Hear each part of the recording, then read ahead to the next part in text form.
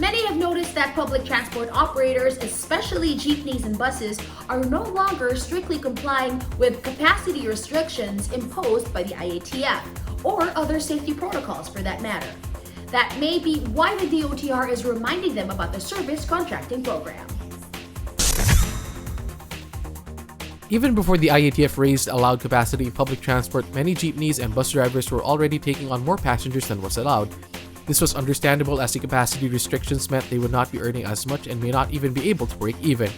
Jeepneys and buses are now seen as one of the main vectors in the spread of COVID-19, but even as the IATF again placed Metro Manila and bordering provinces under tighter quarantine restrictions, public transport is allowed to continue operating, albeit with reduced capacity. To help jeepney and bus drivers earn revenue, even while strictly complying with capacity restrictions, Transportation Secretary Arthur Tugade reminded about the Service Contracting Program or SCP.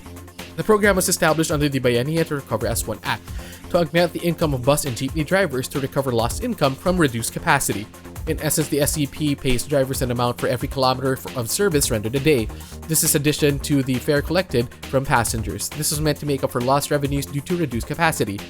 The SCP provides performance-based incentives to encourage drivers to provide efficient, safe, and quality service to passengers. The DOTR said that the LTFRB is still accepting applications from drivers who wish to benefit from the SCP.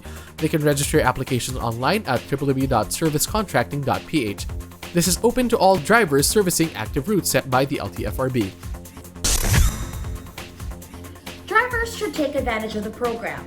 At the same time, they should really understand the reason why the IATF is imposing capacity restrictions while calling for strict implementation of health protocols. And that is to help stop the spread of contagion.